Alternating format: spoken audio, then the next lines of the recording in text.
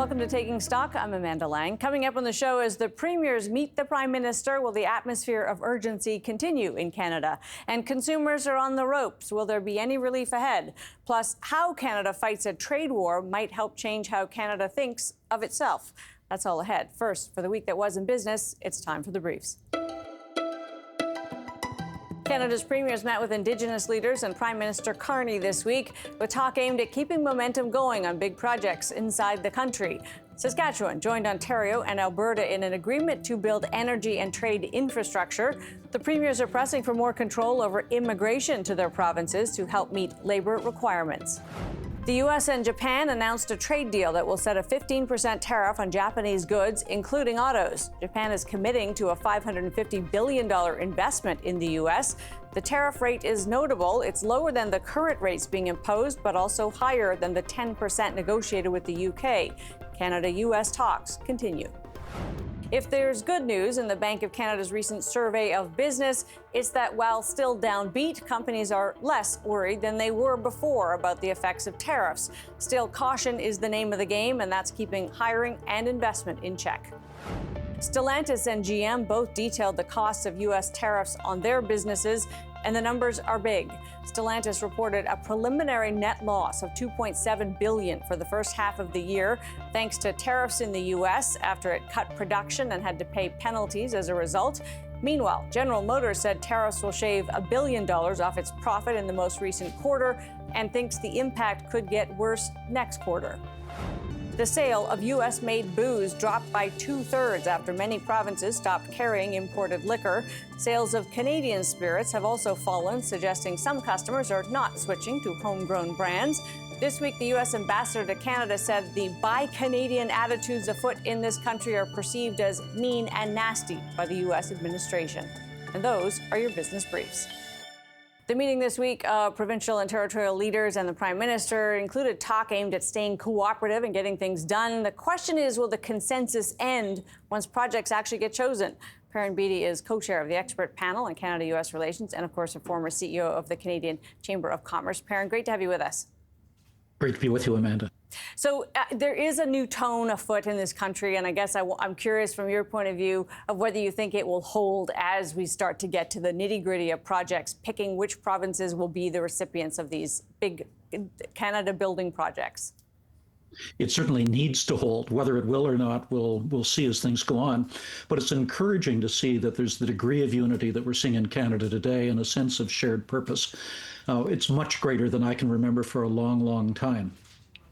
And in terms of those projects, obviously there are the big things we can imagine: energy projects, mine projects, some infrastructure. But this is a big economy, Perrin, with many moving parts.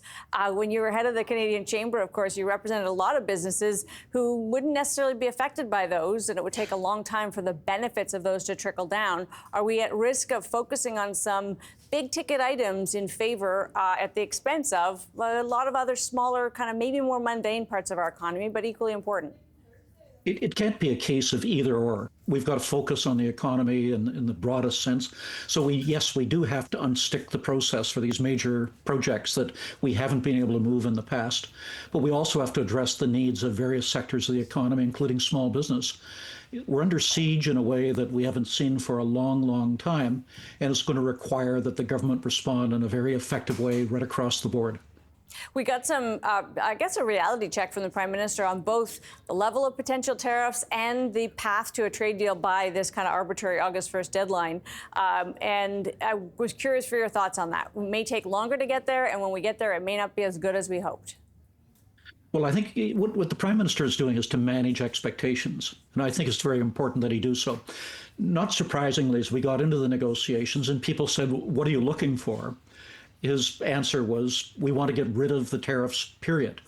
But every single deal that we've seen that Donald Trump has done with any country has left tariffs in place at one level or another. And that's inevitably what we're looking at as well here. How long will it take? We don't know.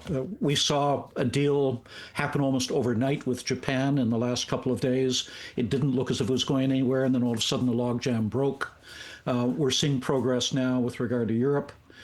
We don't know what that means for Canada, and the government needs to take whatever time is necessary to get a deal that's acceptable. No deal is better than a bad deal. Well, that's an interesting question there, because some level of tariff, let's say it's 10%, Perrin, presumably getting clarity is what business needs. But are you saying however long it takes to get to that clarity is worth taking the time? Both of all, first of all, clarity, yes, but also a level of tariffs or a level of measures which don't unduly penalize Canada. We've got a series of problems here in that we've been hit not only with a general level of tariffs higher than he is threatening to apply to other countries, but also specific tariffs on individual commodities such as steel, aluminum, copper, potentially lumber as well. And we also have things like the fentanyl tariffs. And then in addition to that, he's talking about the renegotiation of CUSMA. So this is extremely complex with a large number of moving parts. And we've got to make sure that it is both as timely as possible and that it is something that's acceptable to Canada at the end of the day. Perrin, so good to have you. Appreciate your time today. Anytime. Perrin Beatty, co-chair of the expert panel on Canada-U.S. relations, former CEO of the Canadian Chamber of Commerce. Coming up, how will consumers manage if there's no relief ahead on interest rates? Stay with us.